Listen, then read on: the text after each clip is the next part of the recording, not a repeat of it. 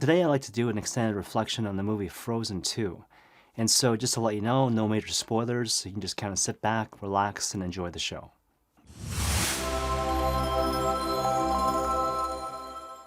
Now, with regards to the movie in general, it's not as thematically tight as perhaps the first one is, and so given all that, perhaps I might focus on a single aspect of the film which appears early on in the story.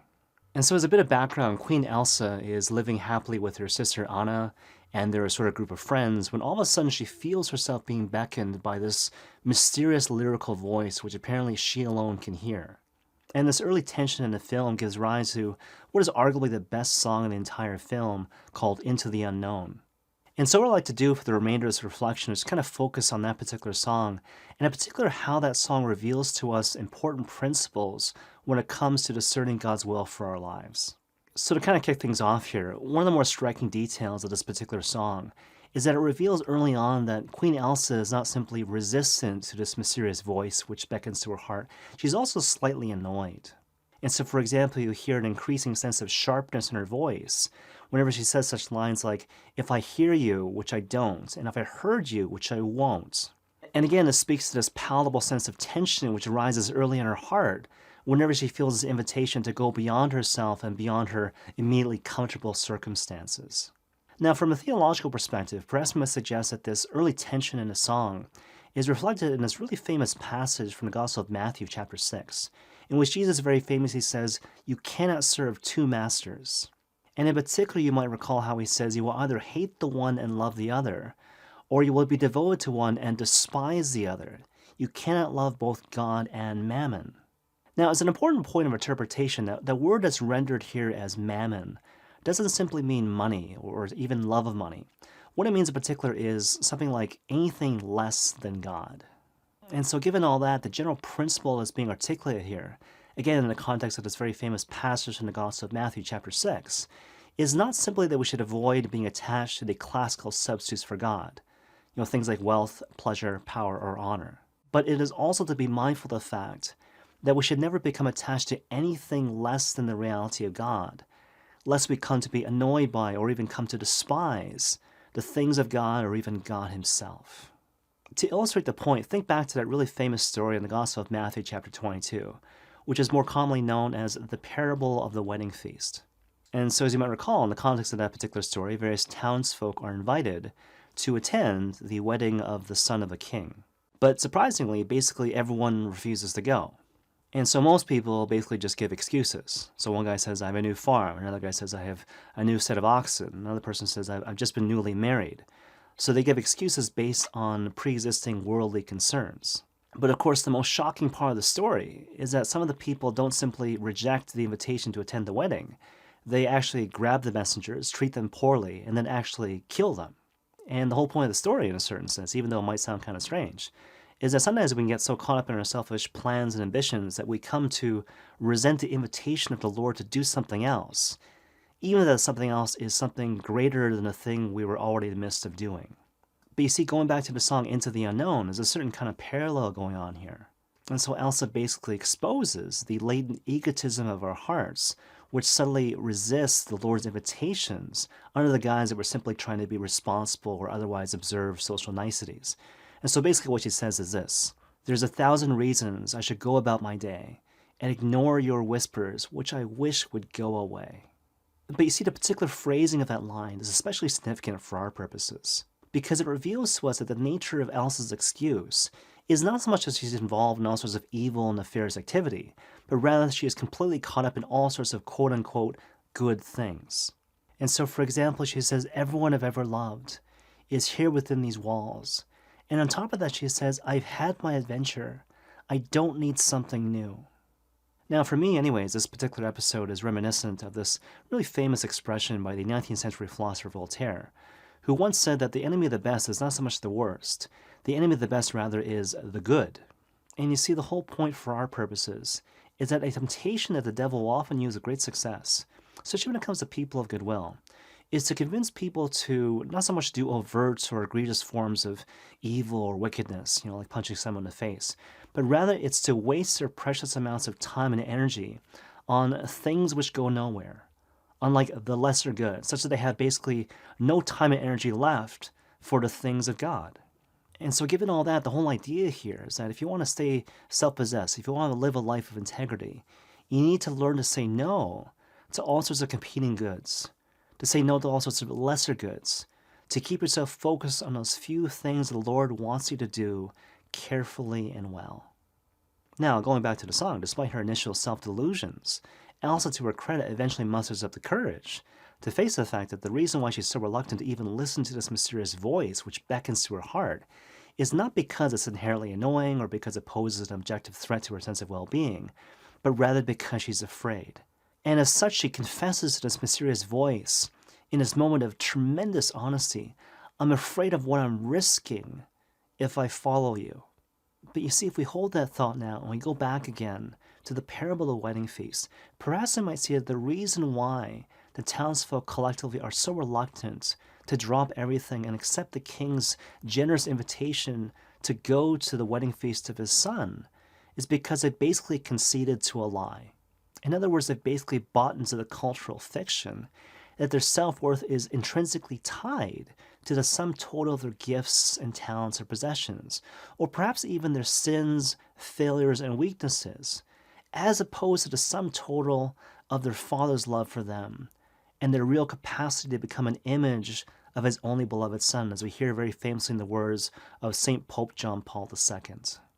But you see, in the absence of that clarity, that I am truly loved by my Father in heaven, that I truly have intrinsic value in the eyes of my Father in heaven, it will always seem easier, in a certain sense, to kill the messengers, to kill the people who are inviting me to come away from my sense of busyness and productivity, because I don't want to run the risk of discovering that I have no value apart from producing that which the world finds to be important and valuable. But you see, an important key to overcoming our fear of being nothing before God and the world is to realize that the Lord's invitation to embrace our own vulnerability is not so much a threat to our own sense of personhood, but rather it's an invitation to relationship and intimacy and friendship. And you see, one of the best ways to illustrate this particular point is to reflect on that very famous story of the tax collector Zacchaeus, which you find in the Gospel of Luke chapter 19, in conjunction with, actually, the story which immediately precedes it, namely the story of the rich young man, which you find in the Gospel of Luke chapter 18. And so as a bit of background, it's very important to realize that both those stories are meant to be read in conjunction. Never mind issues of proximity within the Bible itself, but also they share a lot of points in common. So both of them are essentially call stories, and both of them involve people who are rich and very powerful. And so, for example, you'll notice that both Zacchaeus and the rich young man basically have infinite desires, which are essentially stirred when Jesus Christ comes passing by. And so basically they perceive intuitively that Jesus Christ is the one who is the Alpha and the Omega, and the one who himself is the way, the truth, and life. But of course, one key difference between the two men is that while Zacchaeus has no problem humiliating himself to get a glimpse of Christ, you recall how he climbs up the sycamore tree, the rich young man is very different. So the rich young man cannot bring himself to let go of his perceived need for prestige and social status and material possessions, such that eventually he goes away grieving because he has many possessions, rather than follow the Lord's invitation to drop everything and follow him. But you see, it's important to realize here that what Jesus is ultimately looking for is not so much a willingness to humiliate or embarrass oneself, but rather an openness to vulnerability, mindful of the fact that intimacy with Christ is born at the intersection between our willingness to be vulnerable and the loving heart of our Father in heaven. Now, unfortunately, the rich young man can't bring himself to get over the initial shock of the Lord's invitation to become detached from all his material possessions, such that he remains nameless and faceless, forever to be remembered as a man who used to be young and who used to be rich. But you see, in contrast, Zacchaeus allows himself to be seen. He allows himself to be loved in all his weakness and frailty and even his sinfulness, such that by the very end of the story he is able to give of himself and his possessions in the way that the rich young man never could. In any case, going back to the film and the song in particular, you'll notice that Elsa develops a growing sense of understanding that this mysterious voice poses no threat. And this is reflected by the fact that as she says the chorus into the unknown, as the song progresses, she says those words with a greater sense of energy and fervor and excitement. And you'll notice a sense of sheer exhilaration deepens even further when she says, "Are you here to distract me so I make a big mistake? Or are you someone out there who's a bit like me, who knows deep down I'm not where I'm meant to be?"